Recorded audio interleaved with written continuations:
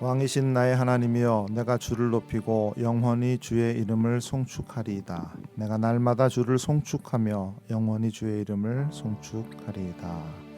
아멘. 2020년 송년주일입니다. 자리에서 일어나 주시기 바랍니다. 사도신경으로 신앙고백 드리심으로 예배 시작하겠습니다. 전능하사 천지를 만드신 하나님 아버지를 내가 믿사오며 그 외아들 우리 주 예수 그리스도를 믿사오니 이는 성령으로 잉태하사 동정녀 마리아에게 나시고 본디오 빌라도에게 고난을 받으사 십자가에 못 박혀 죽으시고 장사한 지 사흘 만에 죽은 자 가운데서 다시 살아나시며 하늘에 오르사 전능하신 하나님 우편에 앉아 계시다가 저리로서 산 자와 죽은 자를 심판하러 오시리라. 성령을 믿사오며 거룩한 공회와 성도가 서로 교통하는 것과 죄를 사하여 주시는 것과 몸이 다시 사는 것과 영원히 사는 것을 믿사옵나이다. 아멘.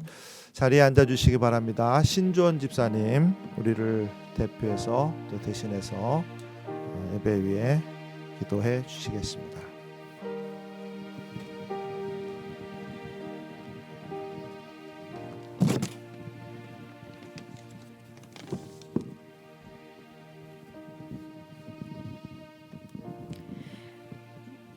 내가 산을 향하여 눈을 들리라.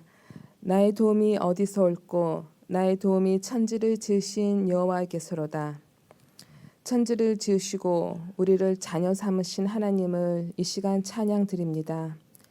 우리의 모든 것으로 찬양 받으시기에 합당하신 하나님 아버지, 이 시간 흩어져 드리는 해피발리 교회 식구들의 예배를 신령과 진정으로 드리는 예배가 되길 간절히 기도드립니다.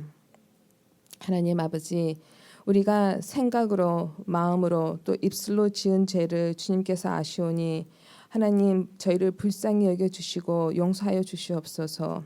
십자가의 보혈로 깨끗하게 하여 주시사 저희가 드리는 예배가 하나님 앞에 온전히 드리는 예배가 되게 하여 주시옵소서. 아버지, 전 세계가 전염병으로 힘들고 불안해하는 한 해였습니다. 또 많은 사람들이 경제적으로 사회적으로 어려움을 겪는 한 해였지만 우리의 하나님이 되어주셔서 저에게 말씀으로 위로해 주셔서 감사드립니다. 여호와 그가 내 앞서 행하시며 너와 함께 하사 너를 떠나지 아니하시며 버리지 아니하시리니 너는 두려워 말라 놀라지 말라는 말씀으로 함께 하시니 감사드립니다. 또한 믿음의 공동체를 허락하셔서 감사드립니다. 우리의 피난처시며 힘이시며 환난 중에 만날 큰 도움이 되시는 하나님이 계심에 진심으로 감사드립니다. 우리의 눈동자가 이 세상이 아니고 말씀에 주목하길 간절히 기도드립니다. 성령님께서 우리의 매일의 삶 속에서 우리가 말씀에 순종하며 살기를 인도하여 주시길 기도드립니다. 하나님 아버지, 김강원 목사님과 샬린 전도사님께서 하나님께서 허락하신 사역을 잘 감당할 수 있도록 건강과 지혜로 함께해 주시길 기도드립니다. 이 시간 어린 아이들부터 어르신까지 모두 주님이 주시는 평강 안에 거하길 간절히 기도드립니다. 특히 다음 주에 있을 학생부 수련회를 위해서 기도합니다. 강사진들과 함께 하시고 학생들로 하여금 말씀을 통해서 하나님을 만날 수 있는 귀한 시간 되길 기도드립니다. 하나님, 하나님의 말씀대로 순종하며 살기를 원합니다. 겸손히 하나님의 말씀을 배우고 순종하는 저희가 되게 하여 주시고 평강의 하나님이 늘 함께 하시길 하나님 간절히 기도드립니다. 이 모든 말씀을 우리를 위해서 십자가에서 돌아가신 예수 그리스도의 이름으로 기도드렸습니다. 아멘.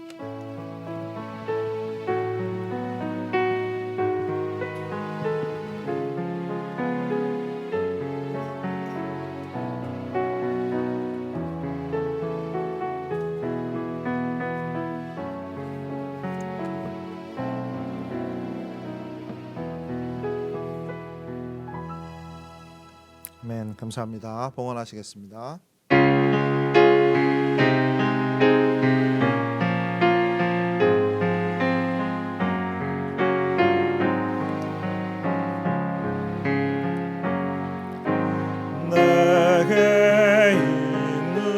향유로 값주게 가져와 그 발 위에 입 맞추고 깨드립니다.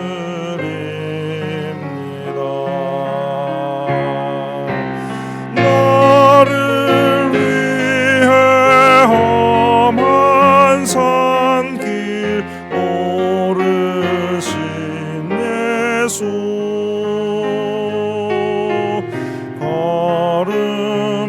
걸음마다 크신 사랑 새겨놓았네.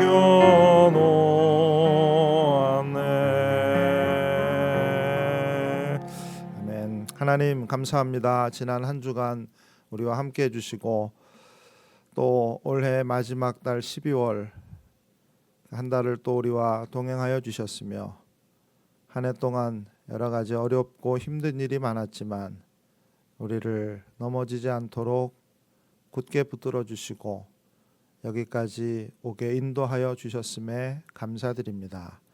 이 예배를 받으시고 또 드리는 귀한 예물을 받으셔서 하나님께서 원하시고 기뻐하시는 일에 우리의 삶이 쓰여지는 귀한 축복을 누리게 해 주시옵소서.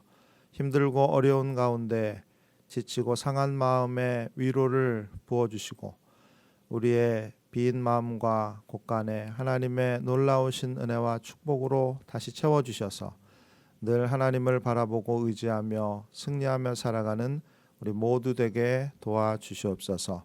각자의 사정을 따라 드리는 기도에 하나님께서 응답하여 주시고 신실하신 하나님을 만나는 귀한 믿음의 축복이 계속 이어져 갈 수 있도록 우리와 함께 해주시기를 간절히 바라옵고 모든 말씀 예수님 이름으로 감사 기도 올리옵나이다. 아멘.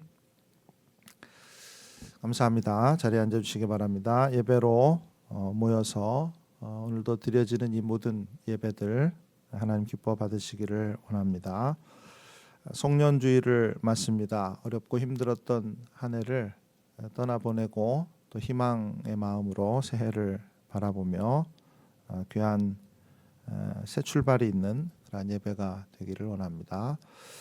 주일학교 예배도 계속해서 줌을 통해서 드려지고 있습니다. 성경 공부는 이번 주까지 쉽니다. 중고등부, 유초등부 성경 공부 이번 주까지 쉽니다. 대학부 성경 공부는 한 달에 한 번 모입니다. 1월 9일 오후 3시에 줌을 통해 또 모이도록 하겠습니다. 내일부터 수련회가 시작이 되는데 이 지역에서 많은 우리 학생들 또 한국에서도 여러 지역에 흩어져 있는 학생들이 모이게 된다고 합니다. 많은 은혜와 축복이 있기를 위해서 기억나실 때마다 기도해 주시기를 바랍니다. 공동의회를 주일 오후 12시 30분에 줌을 통해 갖도록 하겠습니다. 그날은 예배를 조금 그 시간에 맞도록 드려주시고 여유를 가지시고 줌을 통해 모여서 우리 예결산 2020년도 결산과 21년도 예산안 보고받고 통과하는 그런 모임을 가지도록 하겠습니다. 꼭 뭐 공동의회라서가 아니고 그동안 많이들 얼굴들도 못 뵈시고 만나지도 못하셨는데 들어오셔서 서로 인사도 나누시고 교제도 나누시면 좋겠다는 생각을 해봅니다. 그 다음 주인 1월 10일에는 안수집사 교육이 있습니다. 재직 교육을 2번에 나눠서 하는데 성도님들 교육은 나중에 시간을 봐서 따로 하도록 하고요. 안수집사님들 교육 10일 주일에 교회에서 만나서 할 생각입니다. 안전하게 거리를 두고 그렇게 하려고 합니다.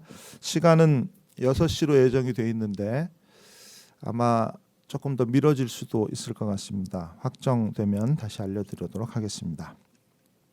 하나님 말씀 전도서 6장입니다. 10절부터 12절 또 7장 11절에서 14절 말씀 두 군데를 한 목소리로 함께 읽겠습니다. 전도서 6장 10절에서 12절과 7장 11절에서 14절 말씀을 이어서 한 목소리로 읽도록 하겠습니다. 이미 있는 것은 무엇이든지 오래전부터 그의 이름이 이미 불린 바 되었으며 사람이 무엇인지도 이미 안 바 되었나니 자기보다 강한 자와는 능히 다툴 수 없느니라. 헛된 것을 더하게 하는 많은 일들이 있나니 그것들이 사람에게 무슨 유익이 있으랴. 헛된 생명의 모든 날을 그림자같이 보내는 일평생에 사람에게 무엇이 낙인지를 누가 알며 그 후에 해 아래에서 무슨 일이 있을 것을 누가 능히 그에게 고하리요. 지혜는 유산같이 아름답고 햇빛을 보는 자에게 유익이 되도다. 지혜의 그늘 아래에 있음은 돈의 그늘 아래에 있음과 같으나 지혜에 관한 지식이 더 유익함은 지혜가 그 지혜에 있는 자를 살리기 때문이니라. 하나님께서 행하시는 일을 보라. 하나님께서 굽게 하신 것을 누가 능히 곧게 하겠느냐. 형통한 날에는 기뻐하고 곤고한 날에는 되돌아보아라. 이 두 가지를 하나님이 병행하게 하사 사람이 그의 장래일을 능히 헤아려 알지 못하게 하셨느니라. 아멘. 전도서 하면 생각나는 단어가 있습니다. 헛되다라는 단어입니다. 전도서 1장 2절과 12장 8절 말씀에 이렇게 되어 있습니다. 전도자가 이르되 헛되고 헛되며 헛되고 헛되니 모든 것이 헛되도다. 전도자가 가로되 헛되고 헛되도다. 모든 것이 헛되도다. 전도서를 앞뒤로 감싸고 있는 이 구절 때문에, 그리고 중간의 내용들이 또 인생의 무상함을 이야기하고 있기 때문에 우리는 전도서의 주제가 허무함이다라고 생각을 합니다. 틀린 말은 아닙니다. 그러나 전도서를 묵상하다 보면 이런 식으로 단정지어 말할 수 없다라는 것을 깨닫게 됩니다. 전도서 6장과 7장 내용도 마찬가지로 이 두 장의 주제는 지혜입니다. 장래를 알 만한 지혜가 우리 인간들에게는 없다라는 것이 이 두 장의 주된 내용입니다. 본문 마지막 절인 전도서 7장 14절이 이 같은 사실을 잘 보여주고 있습니다. 형통한 날에는 기뻐하고 곤고한 날에는 되돌아보아라. 이 두 가지를 하나님이 병행하게 하사 사람이 그의 장래일을 능히 헤아려 알지 못하게 하셨느니라. 우리가 아무리 탁월한 지혜를 가지고 있어도 미래의 일을 알 수 없다. 그러니 인생이 헛되고 허무하지 않느냐, 이런 내용입니다. 전도서 6장 11절에서 11절 말씀도 같은 내용이고 화면을 통해서 눈으로만 확인을 해보시기를 바랍니다. 같은 내용입니다. 인생의 허무함을 이야기하죠. 지혜의 허무함을 이야기합니다. 그러나 그렇지 않은 내용도 있습니다. 계속해서 화면을 보시면 전도서 7장 11절 말씀에 지혜의 아름다움이 적혀 있습니다. 12절에는 지혜가 유익하며 우리에게 생명이 된다라고 말씀하고 있습니다. 13절에 이르러 우리의 시선을 하나님께 돌려 하나님을 바라보게 하고, 말씀드렸던 14절에 가서 그렇게 함으로써 우리의 지혜로는 세상을 알 수 없고 미래를 알 수 없지만 하나님께도 그럴까? 하나님의 지혜는 그렇지 않다. 이렇게 이야기하고 있는 것입니다. 모든 것이 하나님께로부터 나오고 있기 때문에 하나님의 지혜를 가진 자들에게는 세상도 장래도 헤아려 알 수 있고 준비할 수 있다. 이렇게 되는 것이죠. 팬데믹 상황이 계속되고 있는 가운데 다행스럽게 희망적인 이야기들도 들려오지만 그러나 여전히 그 끝은 우리가 알 수 없습니다. 올 3월과 4월에 갑작스러운 소식에 우왕좌왕했던 기억들이 있습니다. 지금도 상황이 비슷하지 않나 이런 생각을 해보게 됩니다. 그래서 더더욱이 우리가 살고 있는 이 세상, 살아가는 우리의 삶이 어떤 의미가 있는지에 대해서 생각하고 고민해 볼 필요가 있는데, 오늘 주시는 전도서의 말씀을 통해서 우리가 그런 생각과 고민을 함께 해보고자 합니다. 한 해를 돌아보고 우리의 인생을 새롭게 바라볼 수 있는 귀한 은혜와 축복이 이 말씀 가운데 있기를 원합니다. 오늘 저는 세 가지로 이 말씀을 여러분들에게 전하려고 하는데, 첫째가 양면성에 대한 것입니다. 방금 보신 전도서 7장 14절 말씀에 의하면 우리의 삶에 양면성이 있다 이렇게 이야기합니다. 형통한 날도 있고 곤고한 날도 있다. 다시 말해서 좋은 면도 있고 나쁜 면도 있고 밝은 면도 있고 어두운 면도 있다. 이런 뜻이 되겠습니다. 승진을 하면 좋죠. 그러나 더 많은 고난 때문에 좋기도 하지만 그에 따른 더 많은 책임이 주어진다는 것을 생각해 보면 마냥 좋게만 생각할 수 없는 일입니다. 며칠 전부터 미니멀 라이프를 살아가는 두 남자 이야기를 읽기 시작했습니다. TV도 없고 인터넷도 없고 심지어 자동차도 없이 살아가는 그러한 그들의 삶을 보통 사람들의 눈으로 보면 그들이 그렇게 좋거나 행복해 보이지 않습니다. 그런데 그분들은 그런 것들이 없어서 더 자유롭다라고 이야기합니다. 주어진 일을 더 집중해서 할 수 있어서 좋다. 이렇게 말하고 있습니다. 우리에게 주어진 또는 우리가 선택한 삶에는 이렇게 좋은 점도 있고 나쁜 점도 있습니다. 양면성이 있다라는 것입니다. 하나님이 이 두 가지 면을 동시에 우리에게 주신 것은 어느 한쪽으로 치우치지 말라는 뜻입니다. 잘 된다고 교만해서도 안 되고 안 된다고 낙심해서도 안 된다. 이런 말씀이죠. 올 한 해 우리 모두에게 많은 어려움이 있었지만 그 어려움 때문에 우리가 너무나 소홀히 여겼던 우리의 일상을 다시 바라보게 되었습니다. 계속해서 반복되는 우리의 삶이 때로 지루하게 느껴지기는 했지만 그러나 그렇게 소소하게 살아가는 삶이 사실은 굉장히 축복이었다는 것을 깨닫게 되었습니다. 그리고 무엇보다도 어떤 것이 중요한가에 대해서 우리는 생각해 볼 수 있었습니다. 자연을 보면서 창조주를 기억하지 못하는 사람들처럼 우리는 어쩌면 우리의 눈에 보이는 것들만 주목하며 살았는지 모릅니다.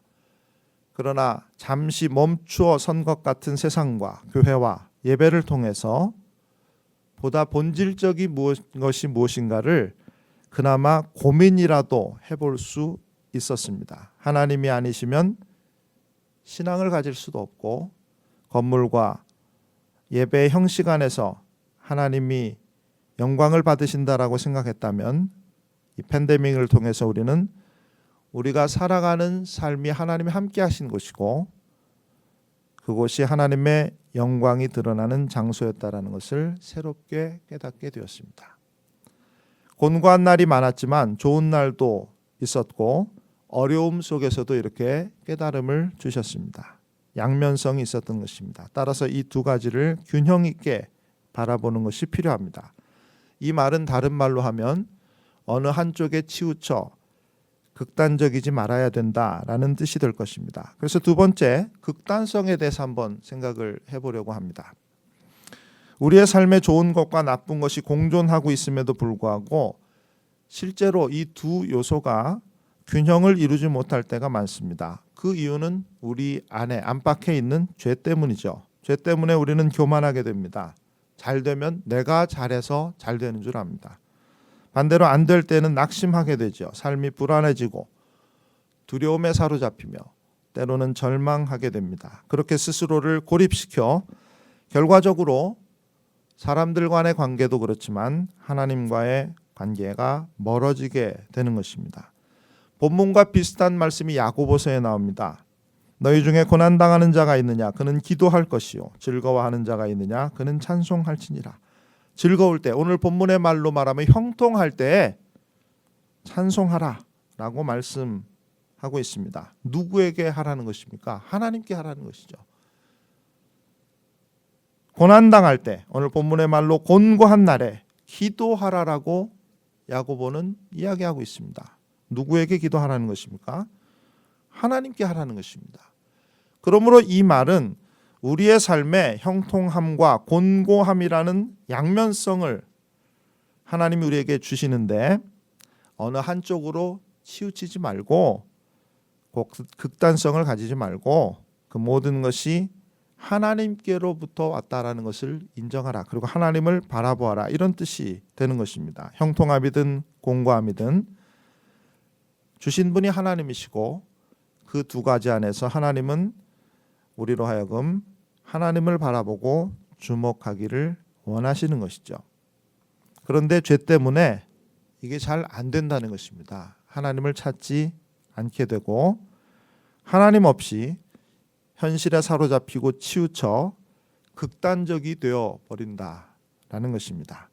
어떤 분이 소포클레스의 안티고네를 인용하면서 인간이 무서운 이유는 극단을 추구하기 때문이다라고 했습니다. 소포클레스는 고대 그리스의 작가입니다.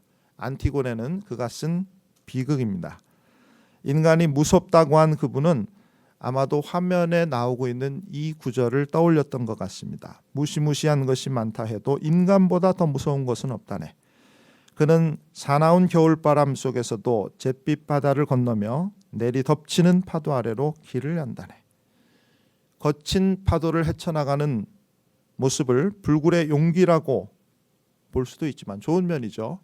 그러나 그것이 때로 브레이크 없는 기차처럼 되어버리면 좋은 결과를 내지 못합니다. 열심히 있는 것은 좋은데 과유불급이라고 과한 것은 오히려 모자람만 못한 그런 결과를 낳지 않습니까?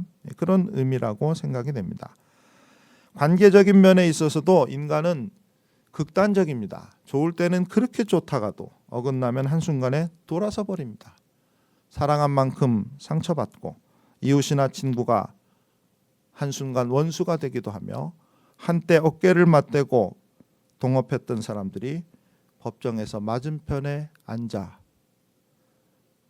참과 거짓을 다투기도 합니다. 무슨 큰 문제 때문에 그런 것이 아닙니다. 사소한 보이지 않을 만큼 하찮은 그러한 작은 것들 때문에 이런 일들이 벌어집니다. 오죽하면 님이라는 글자에 점을 하나 찍으면 남이 된다. 유행가 가사인데요. 이 사소한 것이 우리의 관계를 그렇게 바꾸어 버린다. 극과 극을 오가는 것이죠. 우리가 전도서를 읽을 때 또 우리에게 주어진 삶을 또는 우리가 선택한 삶을 살아갈 때 양면성을 극단성으로 받아들이는 경향이 있습니다. 그렇게 하지 말아야 된다라는 것입니다. 헛되고 헛되다는 말을 극단적으로 해석해서 허무주의나 비관주의에 빠져서는 안 됩니다. 게으름과 무기력함을 핑계로 인생 무상을 노래하는 것은 전도서의 말씀이 의도하는 것이 아닙니다. 하나님이 이 땅에 햇빛과 비를 주시는 이유는 곡식이 자라 열매를 맺는데 그 두 가지가 함께 필요하기 때문입니다. 우리가 열심히 노력을 하고 최선을 다해서 노동을 하지만 자라게 하는 분은 하나님이십니다. 하나님 자라게 하실 때 풍성한 결실을 맺어가는 과정으로 햇빛도 비도 내리시는 것이죠. 다시 전도서 7장 14절 말씀 마지막 부분을 봅니다. 이 두 가지를 하나님이 병행하게 하사 사람이 그의 장래일을 능히 헤아려 알지 못하게 하셨느니라.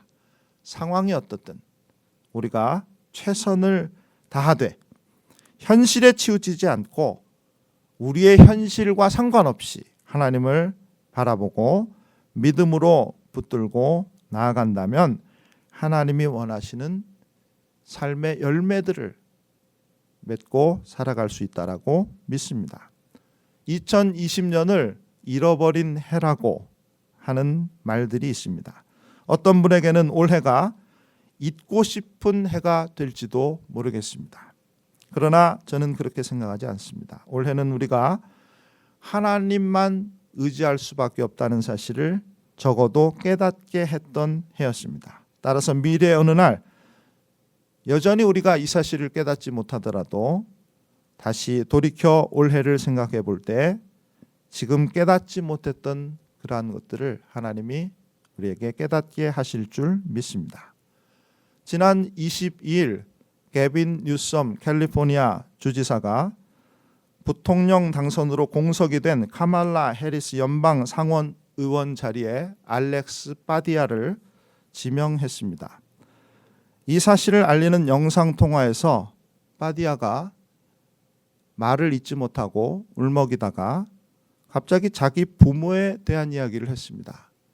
아버지가 나를 위해서 얼마나 많은 팬케이크를 뒤집고 얼마나 많은 에그 스크램블을 만들어 주었는지, 식당 일을 했다는 건지 아니면 자기를 위해서 그렇게 매일 식사를 차려주며 희생했다는 것이 그 부분만 들어서 제가 알 수는 없었습니다.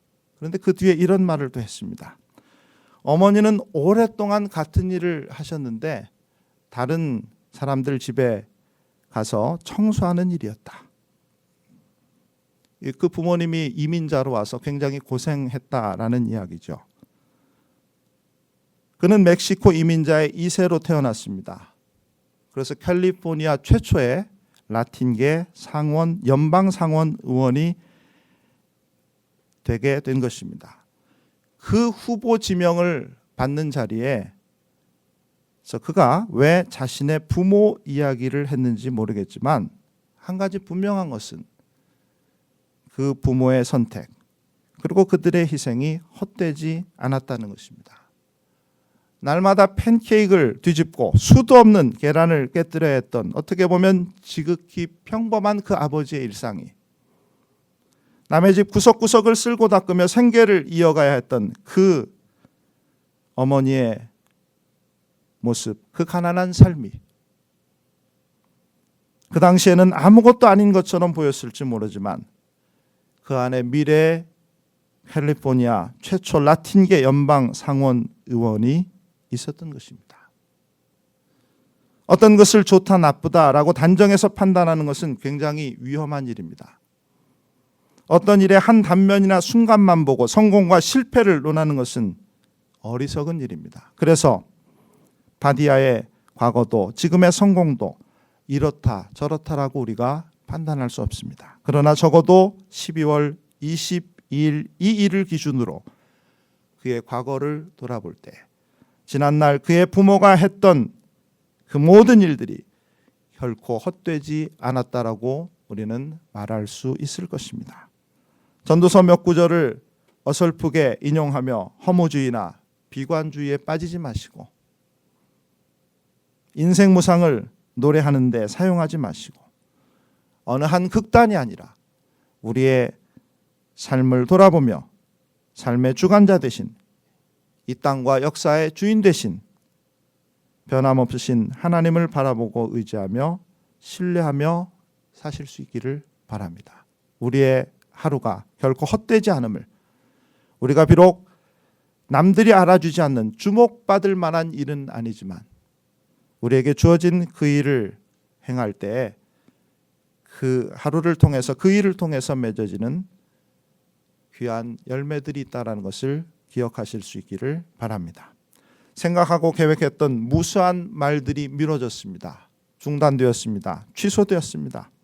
그로 인해 삶은 고달파지고 힘들어졌으며 어려워지고 또 지금도 많은 혼란이 우리에게 있습니다. 그런 한 해였습니다. 그러나 미래의 어느 날 2020년을 생각할 때 그래도 그때 그 순간들이 헛되지 않았어. 그 모든 것들 안에서 하나님이 일하고 계셨어. 하나님의 계획이 있었어라고 말할 수 있는 우리 모두가 될 수 있기를 바랍니다. 셋째, 다양성입니다. 양면성이 극단성이 되지 않도록 경계하면서 동시에 우리는 다양성을 추구해야 합니다. 우물 속에서 하늘을 보는 것처럼 어떤 한 극단에 치우치게 되면 전체를 보지 못하고 눈에 보이는 작은 하늘이 하늘의 전부인 것처럼 믿고 살아가게 됩니다. 우물에서 본 그 하늘이 진짜 하늘이라고 서로 주장하고 미워하고 다투게 됩니다. 하나님이 다양성이라는 축복을 우리에게 주셨는데 그 축복을 축복이 되지 못하게 하는 것입니다. 각자가 각자의 우물에 빠져서 자기 주장만 하다가 그렇게 고립된 채 살아가게 되는 것이죠.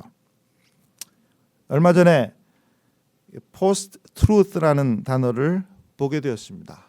포스트는 뭐뭐 후에 뭐뭐 뒤에 뭐 이런 뜻이고 truth는 진리라는 뜻 아니겠습니까? 대충 단어의 뜻은 이해가 됐지만 정확하게 무슨 뜻인지를 알 수가 없었습니다. 그래서 이 단어가 어디에 어떻게 사용되고 있는지를 찾아보고 조사해 보았습니다. 이 단어는 2016년에 본격적으로 사용되기 시작했는데 그 당시 미국에서는 대선이 있었고 유럽에서는 영국이 유로 연합을 탈퇴하는 투표, 브렉시트에 대한 투표가 있었습니다. 공교롭게도 이 두 사건 가운데 한 가지 공통적인 현상이 발견되었는데 사람들이 진실보다 사실보다 감정에 휩쓸려 투표했다는 것이었습니다. 어떤 사실에 대해서 꼼꼼하게 따져보고 냉정하게 판단하지 않고 자기 생각에 좋은 느낌에 좋은 대로 판단하고 투표했다라는 것이죠.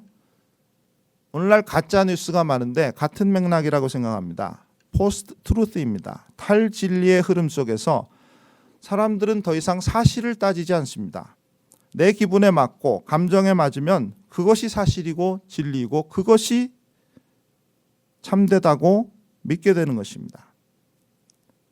정확한 용어는 제가 잘 모르겠지만 인터넷에서 어떤 것을 검색하면 계속해서 그와 관련된 것들이 따라 나옵니다. 어떤 물건을 사려고 검색을 했는데 다른 사이트를 가도 뉴스 포털 검색을 하는 사이트에 가도 그 물건이나 관련된 물건들이 광고판에 따라 올라옵니다. 유튜브에서 어떤 영상을 클릭하면 관련된 영상들이 계속해서 이어집니다. 그로 인해 우리의 시야는 더욱 좁아질 수밖에 없습니다. 내가 기준이고 내가 전부인 포스트 트루스의 상황이 이런 최첨단 기술과 결합하면서 결과적으로 우리 스스로를 자신이 선택한 우물 속으로 밀어넣고 그 안에 가두어 버리고 그것을 통해서만 세상을 보게 만듭니다. 그렇게 자기가 원하는 것만 보고 원하는 말만 듣고 그것을 사실이라고 믿고 생각하고 주장하고 그러다 보니 서로 소통이 불가능하고 타협과 조정이 어려워지고 결과적으로 한 시대를 함께 살아가면서도 사실은 각자가 각자의 세계 속에 갇혀서 살아가게 되는 것입니다. 게다가 이러한 삶에 속도까지 붙었습니다. 다윈이 종의 기원에서 적자생존이라는 말을 사용했습니다. 가장 강력하거나 똑똑한 종이 아니라 변화에 가장 잘 적응하는 종이 살아남더라. 이게 이제 나중에 진화론의 전제가 되지 않습니까? 그런데 적자생존이 아니라 요즘에는 속자생존이라고 합니다. 변화에 가장 잘 적응하는 종이 살아남는 것이 아니고 변화에 가장 빠르게 적응하는 종이 살아남는다. 그만큼 세상이 급변하고 있고 따라서 그러한 세상 속에서 빠르게 적용되지 못하고 부지런하게 그 변화를 따라가지 못하면 우리의 인생이 잘 살 수 없다라고 말하고 있는 것이죠. 그러다 보니 보지 못하고 깨닫지 못하고 지나치는 것들이 너무나 많아졌습니다. 우리가 같은 거리를 운전하고 가더라도 빠르게 가면 사실은 그 주변에 무엇이 있는지 제대로 보지를 못하고 지나가 버리게 됩니다. 아이들이 자라는 소중한 과정들도 우리는 보지 못하고 중요한 선택의 순간에 충분한 고민이 필요한데 그런 여유도 누리지 못하며 우리는 그렇게 살아갑니다. 양면성이 극단성이 되는 것은 좋은 일이 아닙니다. 우리가 그렇게 되지 않도록 해야 합니다. 그리고 그러한 극단성 안에서 다양성을 보지 못하게 되는 이것도 역시 좋은 일이 아닙니다. 우리에게 주신 축복을 놓치게 되고 그렇게 우리의 삶이 건조해져 버리기 때문입니다. 삶의 속도를 조금 줄여서라도 주변을 돌아보며 세상의 다채로운 색상들을 음미하며 보다 여유롭고 풍성한 삶을 살아갈 수 있는 우리들이 될 수 있기를 바랍니다. 하나님이 우리에게 주신 다양성이라는 축복을 우리가 누리며 살아갈 수 있게 되기를 원합니다. 올해는 어쩌면 그러한 것들을 바라볼 수 있도록 잠시 우리의 걸음이 멈추어선 때가 아니었는가, 이런 생각을 해봅니다. 약함 속에 강함이 있고 미련함 속에 지혜가 있다고 하신 말씀처럼 무의미해 보이지만, 그러나 이 한 해 안에 하나님이 무엇인가 소중한 것을 담아 두셨다라고 믿습니다. 미래의 어느 날 우리가 미처 생각하지 못하고 깨닫지 못했던 그 역사를 보물로 발견하게 되는 날이 있기를 기대합니다. 우리 모두 그날에 이르기까지 건강하고 평안하게 살아갈 수 있기를 바라고, 그러한 하나님의 은혜와 보호하심과 축복이 저와 여러분 모두에게 충만하시기를 우리 주 예수 그리스도의 이름을 받들어 간절히 축원해 드립니다. 기도하겠습니다. 하나님, 2020년도 마지막 주일 예배를 드립니다. 하나님의 하시는 일을 우리가 다 이해할 수 없지만, 그러나 원하기는 속히 하나님의 뜻을 깨닫게 되기를 원합니다. 힘겨웠던 한 해를 뒤로하고 소망과 기대 속에 새해를 맞게 해주시고, 한 주간도 우리에게 주어진, 그리고 우리가 선택한 삶을 살아갈 때 하나님의 함께 하심과 도우심 안에서 우리 모두를 지켜주시기를 원합니다. 고통당하는 성도들과 가족들과 이웃들에게 하늘의 위로가 넘치기를 원하며 우리 모두 속히 그러한 날이 오기를 기대합니다. 예수 그리스도의 이름 받들어 간절히 기도드립니다. 아멘. 함께 자리에서 일어나셔서 찬양 드리시겠습니다. 선한 능력으로. 우리 송구영신 예배가 있으면 이 찬양을 드리기를 원했는데 따로 예배가 없습니다. 오늘 마지막 예배 때 우리 이 찬양을 가사를 생각하며 하나님께 드리도록 하겠습니다.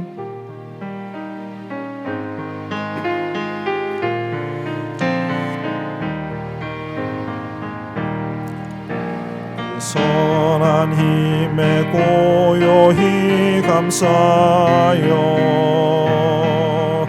그 놀라운 평화를 누리며 나 그대들과 함께 걸어가네.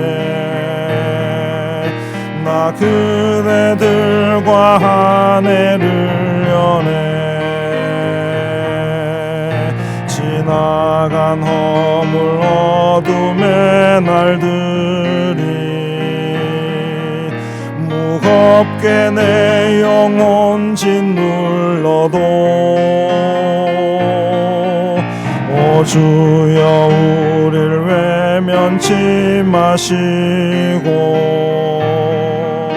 약속의 구원을 이루소서. 그 선한 힘이 우릴 감싸시니 믿음으로 일어날 일 기대하네. 주 언제나 우리와 함께 계셔. 하루 또 하루가 늘 새로워. 주께서 밝히신 작은 촛불이 어둠을 헤치고 타오르네. 그 빛에 우리 모두 하나 되어 온 우리의 비추게 하소서. 이 고요함이 깊이 번져갈 때 저 가슴 벅찬 노래 들리네. 다시 하나가 되게 이끄소서. 당신의 빛이 빛나는 이 밤 그 그 선한 힘이 우릴 감싸시니 믿음으로 일어날 일 기대하네. 주 언제나 우리와 함께 계셔 하루 또 하루가 늘 새로워. 아멘. 선하신 하나님, 그 하나님의 능력에 의지해서 우리가 살아가기를 원합니다. 이번 한 주간 해가 바뀌는 우리의 삶 속에 하나님의 새로움을 기대하는 우리들 되기를 원하고 믿음으로 살아가기를 새롭게 다짐하는 우리 모두가 되기를 원합니다. 함께 기도하고 제가 기도하고 마치겠습니다. 우리 각자의 상황과 형편에 따라 하나님을 향해서 구하고 간구하며 기도하신 이후에 제가 기도하도록 하겠습니다. 기도하겠습니다. 하나님 감사합니다. 한 해를 돌아봅니다. 힘들고 어려웠지만 순간순간 하나님 함께 하셨고 지켜주셨으며 보호하셨고 인도해 주셨음을 고백합니다. 깨닫고 감사가 넘치는 삶으로 살아갈 수 있도록 우리를 도와주시고 또한 새해 문을 엽니다. 우리에게 주실 일들을 믿음으로 바라보며 감사함으로 한 해를 시작할 수 있도록 우리를 축복해 주시옵소서. 하나님 감사합니다. 참 고단했던 2020년도였습니다. 혼란스러웠고 당황스러웠으며 우리의 그동안의 경험과 우리가 가지고 있는 능력들이 무기력하게 변해가는 것들을 우리는 경험했습니다. 하나님, 그러나 그럼에도 불구하고 우리를 인도하시고 지켜주셨고 늘 하나님을 바라보며 살아갈 수 있도록 우리에게 믿음 주셔서 감사합니다. 그 믿음을 붙들고 새로운 한 해를 향해 힘차게 나아가는 우리 모두가 되게 도와주시기를 원합니다. 하나님의 선하심을 믿습니다. 선하신 능력으로 우리와 함께 하심을 믿습니다. 또 우리에게 주신 교회와 성도들이 하나님의 은혜와 축복 가운데 있게 될 것도 우리가 믿습니다. 우리에게 건강 주시기 원합니다. 어려움을 잘 헤쳐나갈 수 있도록 지혜와 용기를 주시기 원합니다. 우리의 가정을 지켜주시고 자녀들을 지켜주시기 원합니다. 우리의 생업을 지켜주시고 삶의 터전을 지켜주시기 원합니다. 우리가 다시 하나가 되는 그날까지 우리 모두를 지켜주시고 믿음을 지켜주시기 원합니다. 밤이 지나 새로운 빛으로 하루를 시작하듯이 하나님의 빛 되심 가운데 한 해를 시작하게 도와주시기 원합니다. 우리와 늘 함께해 주시옵소서. 이제는 교회의 머리가 되시는 우리 주 예수 그리스도의 크신 은혜와 하나님 아버지의 놀라우신 사랑하심과 성령님의 위로 교통하시며 함께하심이 변함없이 신실하게 하나님을 바라보며 나아가기 원하는 사랑하는 성도들 머리 위에 이제로부터 영원토록 함께 계실지어다. 아멘.